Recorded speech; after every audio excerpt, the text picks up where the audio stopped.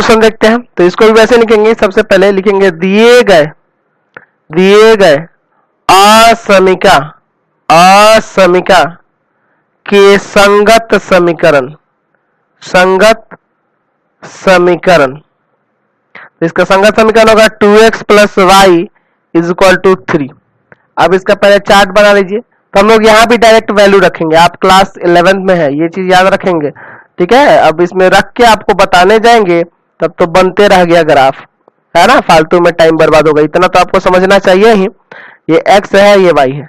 आपको क्या करना होता है, इस तरह का जब समीकरण हो ना, बराबर में कुछ अंक दिया हो, तो आपको सिंपली एक बार x की जगह 0 रख दीजिए। तो x 0 रखिएगा तो इधर 2 में 0 से गुना होगा 0, बच जाएगा y बराबर 3। और एक बार y 0 रख दीजिए, तो y जब यहाँ 0 रखिएगा तो ये तो गायब हो गया, बच गया 2x बराबर 3, यानी x बराबर क्या आ जाएगा 3/2। तो ये 0 रखना आसान होता है। इसके पिछले वाले क्वेश्चन में इसलिए नहीं रखे थे ना, क्योंकि बराबर में कोई अंक नहीं था, 0 था।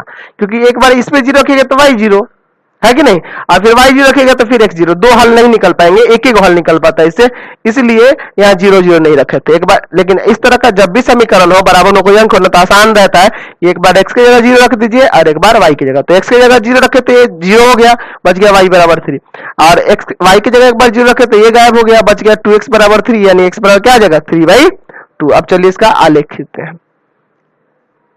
तो इतना तो आपको पता ही है, अब इसका हम लोग आलेख खींचेंगे और उसके बाद हम लोग फिर बात करेंगे। तो ये बहुत ही आसान एक्सरसाइज है, अब आपको सही से समझ में आ गया होगा। x डैश, ये y और ये y डैश, कम से कम 3 तक खींच दिए इसमें, 1 2 3, ऊपर 1 2 3। ध्यान रखिएगा ग्राफ पेज पे इसको बनाइएगा, ग्राफ पेज पे बनाइएगा ना तो आपको अच्छे से समझ में आएगा, ठीक है। इसको ग्राफ पेज पे बनाइएगा तो अच्छा रहेगा, -2 -3। चलिए, तो x का 0 है और y का 3 है, x का 0 और y का 3, ये ना बिंदु होगा।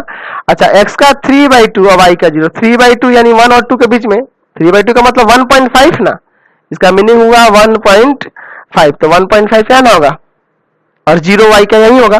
चलिए, तो इसको मिला देते हैं, इन दोनों बिंदुओं को ऐसे मिला देते हैं, ठीक है। चलिए, इन दोनों बिंदुओं को यहां से हम लोग मिला दिए। चलिए, इसको थोड़ा नीचे करना पड़ेगा ना रेखा को, आप स्केल रख के मिलाइएगा तो आसानी से मिल जाएगा, हमारे पास इस पे स्केल नहीं ना रख सकते हैं। चलिए, तो ये हो गया, ये ग्राफ हो गया, ये किसका, इस सरल रेखा का, ये जो आप ये सरल रेखा जो है इसका ग्राफ हो गई, संगत समीकरण ये जो दिया है ना इसका, ये ग्राफ हो गया। अब ध्यान देना होगा यहाँ पे, यहाँ सिर्फ कह रहा है कि 2x plus y is greater than 3, 3 से बड़ा है, यानी कि यह रेखा डॉटेड होगी। ये चीज आपको हमेशा ध्यान रखना होगा, ये कैसी रेखा होगी, डॉटेड होगी। तो ये आप ये डॉटेड रेखा ही खींचेंगे, स्केल से आप लोग डॉटेड ही खींचेंगे, यानी कि इस रेखा को उस हल क्षेत्र में शामिल नहीं करना है। अब तो यहाँ 0 0 ले सकते हैं ना, चलिए 0 0 लेने से आसान रहता है। ये देखिए, इस रेखा के इधर बिंदु है ना, ये 0 0, तो लिखेंगे 0 0 पर असमीका। 0 0 क्या, आप कोई भी बिंदु ले सकते हैं, ठीक है, आपको पहले ही बता चुके हैं, इस रेखा के इधर कोई बिंदु या इस रेखा के इधर कोई बिंदु, लेकिन 0 0 रखना आसान होता है।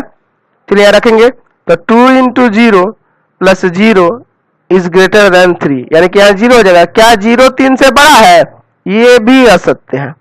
क्या बात है, सब असत्य ही आ रहा है ना, तो असत्य है यानी कि इसके इधर नहीं रहेंगे, इसके विपरीत, यानी कि हल क्षेत्र आपका यह वाला भाग होगा।